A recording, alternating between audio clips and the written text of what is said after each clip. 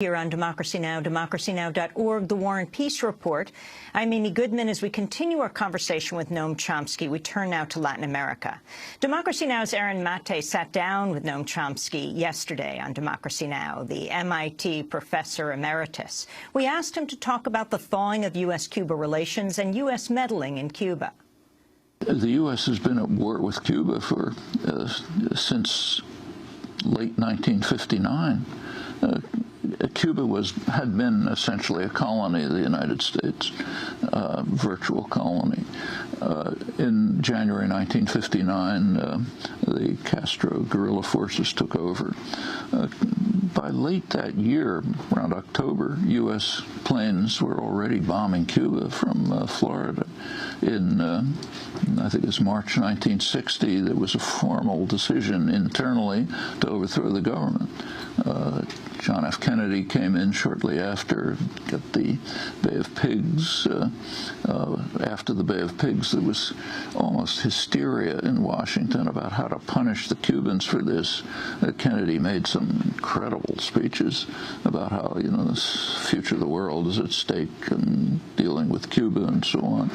The U.S. launched a major terrorist war against Cuba. We kind of downplay it, and what you get reported is CIA attempts to, to kill Castro. Bad enough, but that was a very minor part of it. Major terrorist war. It's part of the background for the missile crisis, which almost led to a terminal nuclear war. Right after the crisis, the terrorist war picked up again. Meanwhile, the sanctions have been very harsh sanctions against Cuba, right from the Eisenhower regime, picked up, extended by Kennedy, extended further under Clinton, who actually outflanked Bush from the right on extending the sanctions. The world has been totally opposed to this. The votes at the General Assembly, you can't do it at the Security Council because the U.S. vetoes everything, but at the General Assembly, the votes are just overwhelming. I think the last one was 182 to 2, U.S. and Israel. And sometimes they pick up Papua or something like that. This has been going on year after year. The U.S. is utterly isolated. Not just on this issue, many others. And finally, notice that Obama didn't end the sanctions. In fact, he didn't even end the restrictions, many of the restrictions on travel and so on. They made a mild gesture towards moving towards normalization of relations. That's presented here. The way it's presented here is we have to test Cuba to see if our as Obama put it, our efforts to improve the situation in Cuba have failed. Right, big efforts to improve the situation. Terrorism, sanctions. The sanctions are really incredible. So if say, Sweden was sending medical equipment somewhere which had Cuban nickel in it, that had to be banned. Things like that. And terrorism, you mean? Terrorism it went on into the 90s. The worst part was under Kennedy, then picked up again in the late 70s, and so on. Major terrorists are provided refuge in Florida. The late Bosch is one, Orlando Bosch, the Posada is another.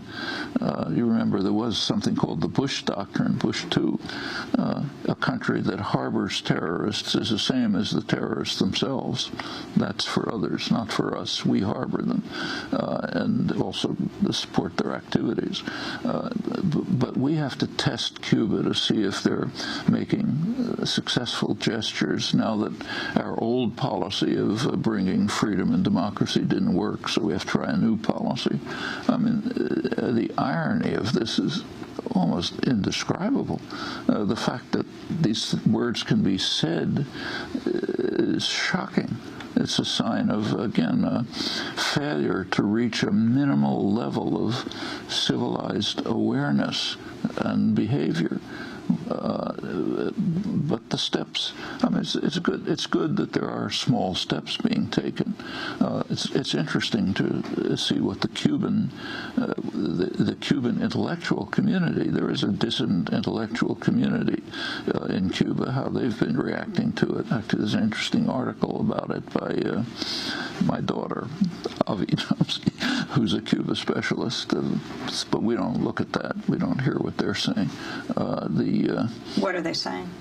What they're saying is approximately what I was just saying. You know, it's a good step that the U.S. is beginning to move, but they've got to begin to face up to the reality of what's been happening, which is that the U.S. has been attacking Cuba. And the primary reason probably for Obama's slight moves are that the U.S. was becoming completely isolated in the hemisphere. It's not just that the world is opposed, the hemisphere is opposed. And that's a remarkable development.